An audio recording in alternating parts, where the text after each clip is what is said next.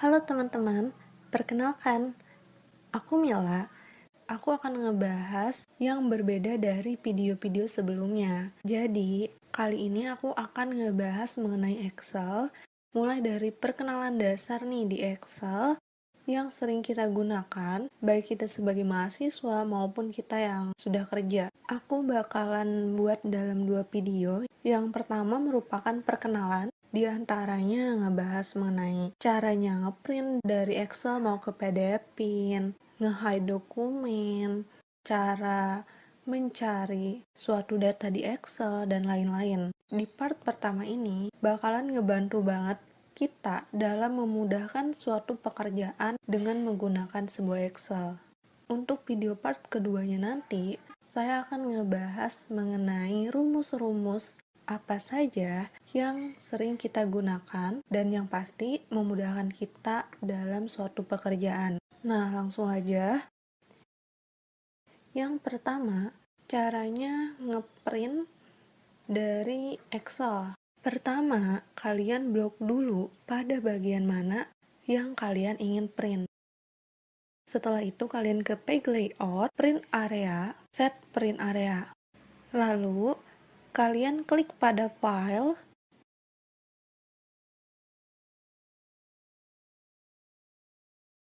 dan print.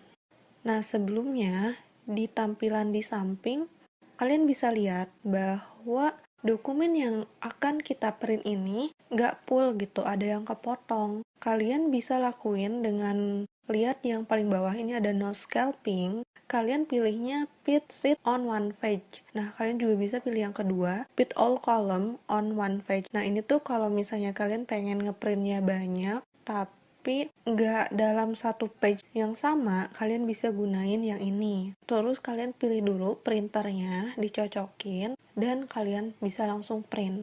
Yang berikutnya, jika kasusnya misal di sebuah tabel di bagian tertentu, ini kalian pengen dijadiin file PDF. Pertamanya sama seperti kita yang mau ngeprint. Jadi kita blok dulu, terus kita ke page layout, print area, set print area, terus kita ke file. Sebelum kita save as PDF-nya, kita ke printer dulu.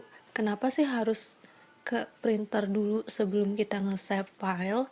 Karena kita biar tahu file yang akan kita jadiin PDF ini udah sesuai atau belum. Misalnya sebagian tabelnya itu kepotong, kan hasilnya jadi kurang maksimal, nggak bagus kan? Makanya kalian tentuin dulu, lihat dulu di print, terus lihat dulu di bagian bawah ada tulisan no scaling. Nah, di setting paling bawah kalian rubah nih ke fit sheet on one page atau enggak fit all column on one page. Bedanya apa? Kalau cuma satu sheet aja, kalian pilih yang pertama, fit sheet on one page. Tapi kalau misalnya kalian pengen ngejadiin dokumennya itu jadi 2 page atau lebih, kalian pakainya fit all column on one page. Karena kalau misalnya datanya banyak yang pengen kalian jadiin ke PDF, tapi kalian pakainya yang dalam satu page aja, nanti bakalan jadi kecil-kecil gitu tulisannya. Takutnya kurang kebaca kan. Jadi biar rapi, kalian pakainya fit all column on one page ya. Kalian nggak perlu lagi ngeprint. Jadi langsung aja nih kita ke save as, terus kita pilih mau nyimpen file PDF-nya tuh di mana, di browser kah atau di sebuah file tertentu. Kita klik aja, misalnya apa gitu. Terus kita bisa nge-rename dan save-nya jangan Excel, tapi kita cari yang PDF. Begitupun kalau misalnya kalian mau ngerubah Excel ke yang lain-lain, kayak misalnya di sini teks dan yang lain-lainnya ya. Kalian tinggal klik aja di bagian tertentu yang pengen kalian rubah dari Excel ke PDF atau tipe yang lainnya, terus kalian save. Setelah itu, datanya menjadi data PDF. Selanjutnya, aku bakalan ngebahas tentang nge-hide dokumen di Excel. Jadi kalau misalnya kalian lagi melakukan sebuah tugas atau pekerjaan yang dilakukan di Excel, banyak data di sana, dan ada sebuah hal yang kira-kira ngeganggu nih buat kita, kalian bisa nge-hide dulu baris atau kolomnya. Misalnya, di sini yang warna merah, aku pengen hilangin, aku tinggal klik kanan, terus aku pilih hide dokumen. Nah, misalnya aku mau ngebuat tabel yang sama persis kayak laporan laba ruginya donat Bu Ani. Jadi aku merasa bahwa tabel di sebelahnya yang laporan laba rugi PT Industri Sido munculnya, aku pengen nge-hide dulu nih. Jadi kalian blok dulu pada kolomnya, terus sama kayak tadi, kalian klik kanan dan hide dokumen. Ternyata, oh iya masih ada yang belum bersih nih, kita mau nge-hide lagi, ya udah tinggal kita blok dulu bagiannya, terus kita hide lagi. Setelah itu kita bisa dengan mudah mengkopikan data sebelahnya ke kolom di key ini. Terus kalian bisa ngedit dan mengganti data-datanya. Jadi kalian bisa melihat dengan jelas perbedaannya atau apapun itu. Dan intinya, ini tuh bisa mempermudah kalian dalam mengerjakan sesuatu. Jadi yang nggak penting-penting daripada bikin pusing, mendingan kalian hide dulu. Nah, tapi dengan di hide ini, jadi datanya nggak hilang enaknya. Dan kalian bisa tampilkan lagi. Di segitiga paling pojok, kalian klik dulu sampai semuanya keblok. Setelah semuanya keblok, kalian bisa ke format, hide dan unhide. Kalian bisa lakuin unhide row dan unhide column. Maka semua kolom dan baris yang udah kita hide sebelumnya bakalan muncul lagi. Nah, ini cara yang paling cepatnya sih. Jadi kalian tinggal ngeblok dengan cara kalian klik segitiga paling pojok. Namun, kalian juga bisa melakukan dengan cara misalnya hanya ngeblok bagian-bagian tertentu aja buat nampilin yang udah kita sembunyiin sebelumnya gitu. Lanjut, di sini aku bakalan ngasih tahu kalian gimana caranya membuat sebuah tabel sama seperti tabel yang ada di samping. Nah, sebenarnya aku bisa ngelakuin dengan nge-copy dan nge-paste sesuai dengan tabel yang ini kan. Nah, untuk judul di sini, aku nge-merge center biar judulnya itu bisa pas dengan tabel. Selain itu juga, di baris ini, karena aku ngerasa bahwa range atau jarak antara judul dengan tabelnya itu kan lumayan deket gitu. Aku pengen agak dijauhin, makanya aku bisa nambah satu baris lagi biar range antara judul dan tabelnya tuh bisa agak jauhan. Kalian bisa klik nih, misalnya di angka yang kosongnya 3 atau di baris ini, terus kalian klik kanan, kalian pilih insert, maka bakalan muncul tabel kosong yang ngebuat judul dengan tabel kita tuh punya jarak yang lumayan oke gitu, atau agak jauhan dari yang sebelumnya. Terus kalian kan bisa tulis aja nih seperti nama, nomor dan lain-lain. Jadi di sini bagian ininya aku bakalan copy aja ya. Dan di sini juga ada rumus-rumus Excel. Cuman aku gak akan bahas rumus-rumus yang berhubungan dengan Excelnya itu di video kali ini karena bakalan aku bahas di video yang berikutnya.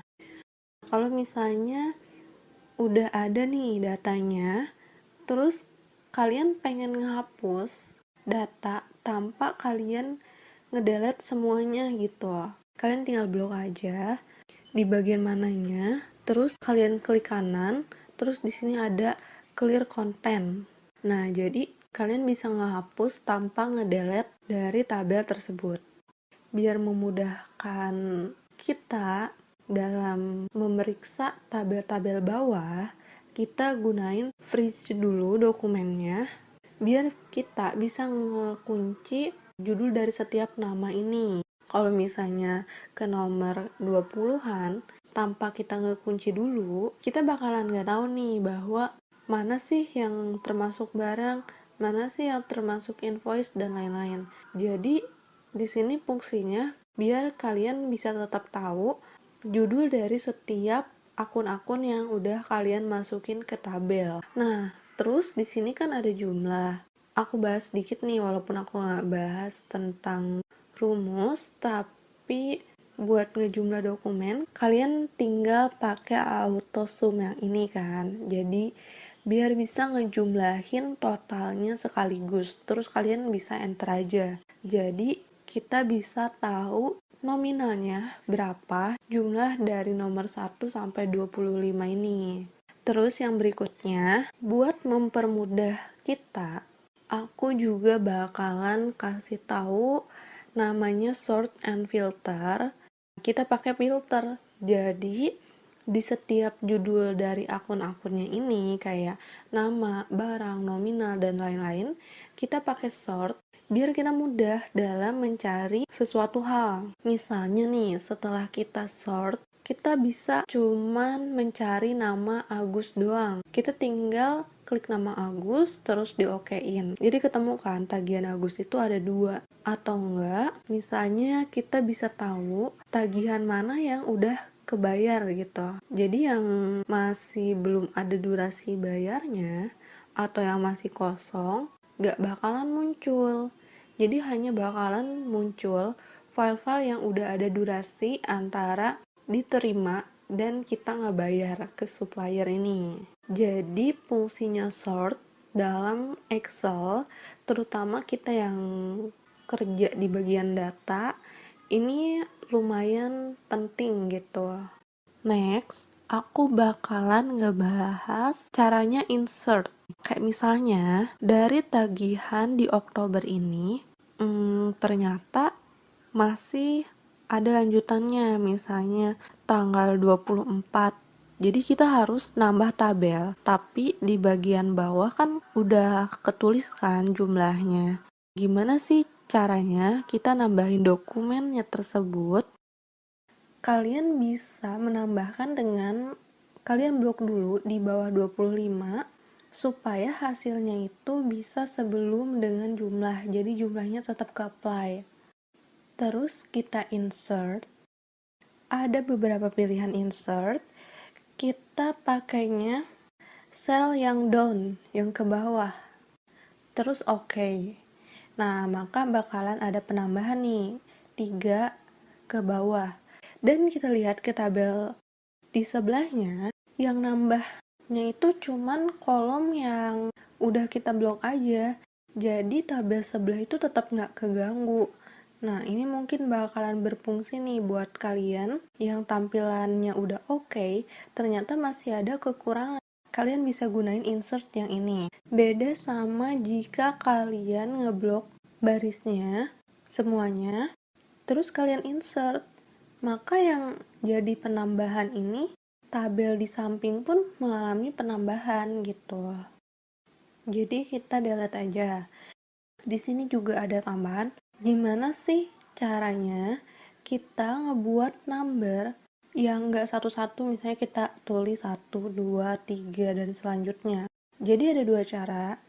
Yang pertama, blok dulu 1, 2, kemudian kalian tarik ke bawah. Ada yang simbolnya kayak tambah gitu. Sebenarnya ada banyak sih, nggak cuman 2 cara, tapi di sini aku pakai 2 cara. Atau enggak, kalian bisa pakai dengan rumus Excel sama dengan nomor yang di atasnya ditambah 1. Nah, biar cepat kalian juga bisa tarik ke bawah, biar dari rumus Excel sama nomor berikutnya bisa ke-link gitu. Terus yang selanjutnya, kita bakal menentukan angkanya itu bakalan dibuat seperti apa, dalam persen kah, number kah, dan lain-lain. Nah, di sini aku kan rupiah, jadi biar gampang aja, aku pakai yang number, terus aku menggunakan titik 3 ini, dan desimalnya 2. Jadi biar agak gampang gitu. Ini tergantung sih selera. Nah, kalian juga bisa ngeliat di tabel sebelah 5 juta ini belum kita pakai format number. sama seperti yang sebelumnya. Nah, aku tuh biasanya kalau kita mau ngisi banyak gitu, aku biasanya suka tarik dulu, ngeseret ke bawah. Jadi yang ke bawahnya itu bakalan otomatis ke link numbernya tanpa kita satu-satu. Misalnya di tabel yang 200 ini kita bakalan rubah ke number, 230 juga kita rubah lagi ke number dan format yang sama. Jadi aku lebih suka di copyin dulu nih semuanya, terus aku clear konten biar kalau misalnya aku ngisi yang lain-lain formatnya itu udah dapet gitu. Kalau ini sebenarnya banyak cara juga sih ya, tergantung dari enaknya kita dan yang ngemudahin lah buat kita dalam kerja dan lain-lain. Nah, selanjutnya aku bakalan kasih tahu fungsi dari insert nih, kan ada banyak kan.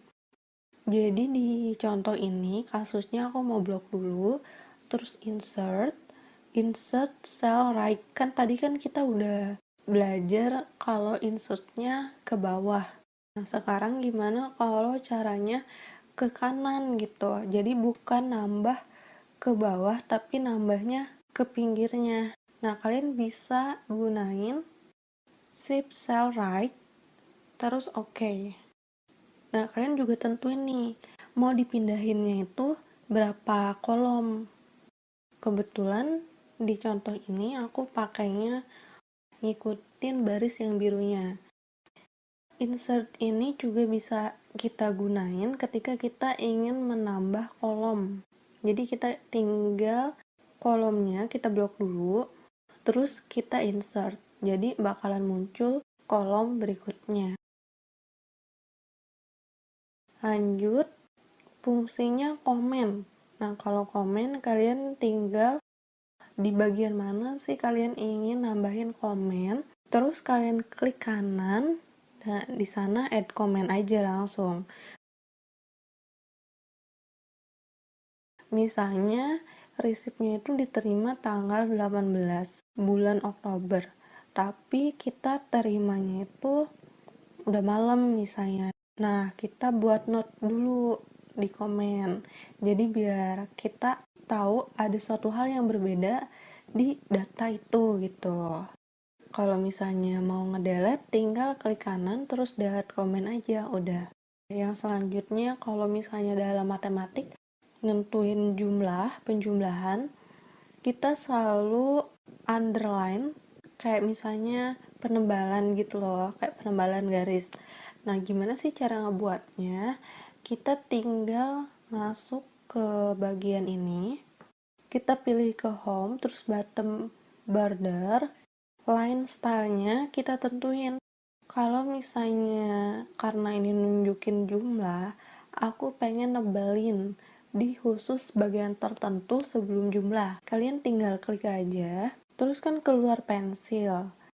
Kalian bisa langsung ngeklik di bagian tabel bawah setelah poin yang paling terakhir atau sebelum jumlah. Nah, di sini nggak ke screen bagian ada pensil, tapi kalau misalnya kalian gunain sendiri di Excel, bakalan ada kelihatan pensilnya. Jadi kita bisa gampang nih, mau yang ditebelin tuh yang di mana aja, di poin yang mana aja. Kita bisa langsung klik-klik aja. Nah, yang selanjutnya, aku mau memperbesar ukuran dari tabel. Nah, ada dua pilihan nih ya. Mau lebarinnya itu ke bawah atau nggak ke samping. Jadi sebelumnya kan kalian blok dulu bagian mananya. Terus kalian ke format, row height, ini buat ngelebarin ke bawah. Misalnya di sini aku tulis 23. Bisa kelihatan kan bedanya? Jadi lebih gede-gede ukurannya. Kalau misalnya kita rubah nih ke 12. Jadinya kecil banget kan? Kalau misalnya kita kasih contoh nih tabel yang di samping, kita mau lebarin ke samping. Kita isi 25, kita bisa lihat sendiri kan perbedaannya antara yang setelah kita blok sama yang sebelum kita blok. Jadi tabelnya bakalan ngelebar. Oke, kita delete dulu. Kalian juga bisa pakai ngelebarin tabel ini khusus buat judulnya aja. Misalnya biar terlihat ada perbedaan atau biar terlihat lebih oke tampilannya, lebih rapi, kita pengen memperbesar khusus di bagian judulnya misalnya. Jadi, kita lakuin hal yang sama, kita lebarin ke bawah yang row height ini, terus kita isi lebih gede, misalnya 23 atau 25, bebas kan, sesuai selera aja. Jadi kita bisa lihat kan, tampilannya tuh jadi lebih rapi setelah diperbesar di bagian judulnya. Terus kalian bisa gunain lagi seperti cell style buat mempercantik tabel kalian. Atau enggak, style-stylenya kita normalin, tapi format tabelnya yang mau kita pakai. Nah, munculnya kayak gini, terus kita okein. Kita bisa lihat sendiri bahwa setelah kita warnain, tabelnya jadi lebih menarik dari sebelumnya. Dari style yang kita pakai ini, kita bisa bedain mana yang dimasukkan ke dalam judulnya, mana yang isian dari datanya. Terus kalian juga bisa nambahin sendiri colornya sesuai selera kalian. Kalau misalnya kira-kira bakalan bagus nih kalau dibuat gini, kalian bisa gunain sendiri dan warnain sendiri di sini. Selanjutnya aku bakal ngenalin kalian sama yang namanya split. Split di Excel sama di Word tuh sama aja. Jadi kegunaannya tuh biar ngemudahin kita dalam menuliskan dokumen atau mencari dokumen di atasnya, tapi kita harus tulis lagi kan di bawah. Nah, dalam hal ini dengan kita menggunakan split bakalan jadi lebih mudah karena si tampilannya itu di Excel bakalan kebagi dua. Jadi misalnya yang di atasnya kita mau nampilin ini, tapi di bawahnya kita pengen nampilin yang lain, itu bisa kita gunain dan juga kita manfaatin biar mempermudah dalam kerjaan kita. Yang selanjutnya aku bakalan kasih tahu ke kalian gimana cara nampilin 0 di awal. Biasanya kalau kita tampilin 0 di awal, 0-nya tuh nggak muncul gitu. Atau enggak kita mau ngetikin sebuah rumus yang pertamanya pakai sama dengan, terus apa. Nah, biasanya bakalan error. Gimana sih caranya? Biar kita tetap bisa nampilin itu, kita pakai kutipan satu di atas sebelum 0, sebelum kita nulis. Jadi aku kurang tahu ini namanya apa, tapi kalau di keyboard itu ada yang kutipan, terus kita kutip dulu satu, dan baru kita nulisin misalnya 0,19 terus kita enter, maka 0 itu bisa terlihat gitu, ditampilkan. Tapi kalau misalnya nggak pakai itu, kita langsung tulis aja 0,19, nggak akan muncul. Nah, ini juga sama nih, kayak misalnya contohnya aku kan di sini ngetikin sama dengan 3000 per donat, dan aku sebelum tulisan itu aku kutipin pakai kutipan satu. Nah, kalau misalnya aku nulis tanpa kutipan, hasilnya itu bakalan kayak gini setelah di enter. Nah, ada problem dan macam-macam lah pokoknya. Jadi gimana biar tetap bisa tertulis? Aku pakai kutipan dulu sebelum aku nulis. Jadi tulisannya bisa ketampilin, sama dengannya juga bisa ikut. Selanjutnya, aku bakalan kasih tahu cara-cara nge-copy dokumen. Misalnya kan di sheet pertama yang super banyak ini, aku cuma mau copyin laporan laba ruginya Bu Ani doang. Jadi aku bisa ngeblok dulu bagian tertentu, terus aku masuk ke sheet berikutnya. Di sana aku bisa edit-edit biar sesuai sama tabel seperti di sheet pertama. Nah, ada cara lain yang lebih mudah. Kalau misalnya tampilannya cuman kayak gini, udah pas banget nih. Kalian bisa klik segitiga di pojokan ini. Nah, biar keblok semuanya, terus kalian copy, kalian buat sheet baru, terus kalian tinggal paste. Maka semuanya tanpa kita harus ngedit-ngedit pun udah rapih gitu dokumennya. Selanjutnya, kalau misalnya kita mau nge-copy angka yang merupakan rumus, Gak bisa sebenarnya. Kalau misalnya kita hanya ngekopinya di bagian itu aja gitu, terus kita taruh di tempat lain, itu pasti bakalan terjadi error atau enggak kayak contohnya di sini zoomnya malah nambah gitu. Yang jumlah sama yang angka di tabel tuh ke jumlah. Nah, gimana sih biar aku bisa nulis pada angka yang udah ada rumus Excel-nya tanpa aku ketik satu-satu. Nah, kalau di contoh ini, kalian bisa sama dengan terus klik bagian rumus itu gitu. Jadi kan angkanya munculnya bakalan sama. Atau enggak, kalau misalnya kalian buka sheet baru, kalian ingin nge-copy angka yang hasil dari rumus Excel ke sheet yang berikutnya, pasti hasilnya error kan? Tapi kalau misalnya kalian copy, terus kalian pastenya di paste value atau paste yang 1, 2, 3 ini, hasilnya bakalan sama, tapi rumusnya gak akan muncul lagi gitu. Jadi kayak kalian hanya mengkopikan nilainya aja tanpa rumusnya.